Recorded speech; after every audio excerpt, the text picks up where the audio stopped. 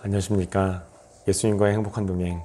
오늘의 제목은 어떻게 하나님의 음성을 듣는가입니다. 요한복음 14장 26절 말씀. 보혜사 곧 하나님께서 내 이름으로 보내실 성령, 그가 너희에게 모든 것을 가르치고 내가 너희에게 말한 모든 것을 생각나게 하리라. 첫 번째, 성령님은 마음과 생각을 통해 우리에게 말씀하신다입니다. 전 인류 역사를 통해서 하나님은 자기 백성에게 말씀하셨습니다. 특히 구약시대에는 여러 가지 다른 방법으로 말씀하셨습니다. 아담이나 아브라함에게서 볼 수 있듯이 직접 말씀하시기도 하고 희생제사나 징조를 통해 선지자들을 통해서 백성에게 말씀하시기도 하셨습니다. 복음서에서는 하나님의 독생자이신 예수 그리스도를 통해 하셨습니다. 그리고 예수님의 십자가 죽음과 부활 그리고 승천 이후에는 보혜사 성령님을 보내셔서 우리에게 말씀하셨습니다. 요한복음 14장 26절을 보면 성령께서 모든 것을 가르치시고 예수님께서 우리에게 말씀하신 모든 것을 생각나게 하실 것이라고 말씀하고 있습니다. 이로 보건대 성령의 음성이란 생각나게 하는 것임을 알 수 있습니다. 어떤 생각이 갑자기 떠오르는 방법으로 성령께서 우리에게 말씀하신다는 것입니다. 우리는 종종 제게 하나님의 음성을 들려주세요 라고 기도할 때가 있습니다.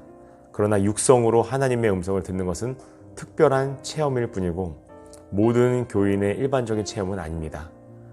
만약 우리가 하나님의 음성을 육성으로 듣는다면 교만해지거나 미혹을 받기 쉬울 것이고 평소에는 하나님의 음성을 마음으로 들을 때 우리는 항상 성령님의 음성을 들을 수 있으며 그러면서도 겸손하게 됩니다.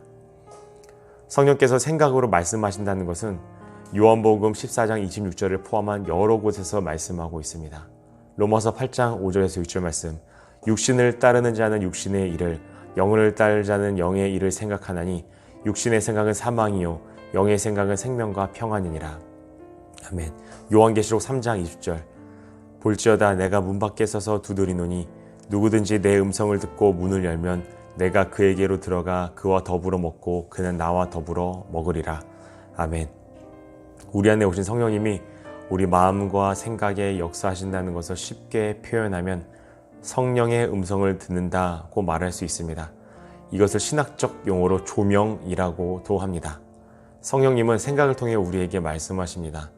그러므로 우리는 생각으로 말씀하시는 성령님께 귀 기울여야 합니다. 우리의 귀가 열릴 때 주님의 세밀한 음성까지 듣게 됩니다.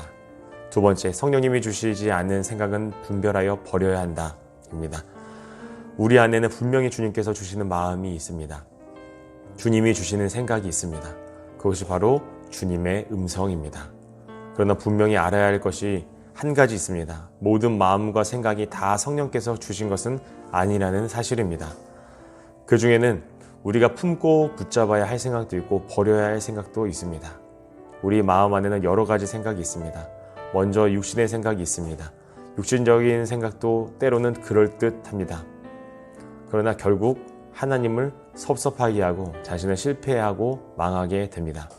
사도행전 8장 20절을 보면 베드로가 성령을 돈으로 사려 했던 시몬에게 네가 하나님의 선물을 돈 주고 살 줄로 생각하였으니 내 은과 내가 함께 망할지어다 라고 말했습니다. 시몬이 돈을 주고라도 성령의 능력을 사야겠다고 생각한 이유가 무엇일까요?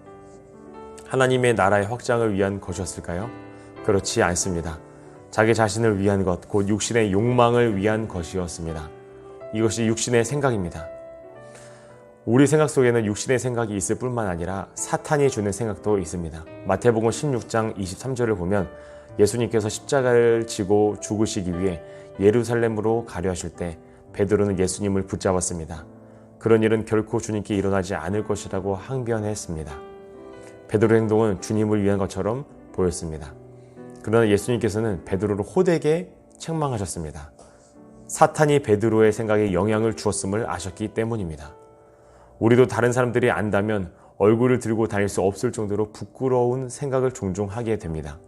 무엇 때문입니까? 마귀가 우리의 생각에 역사하고 있기 때문입니다.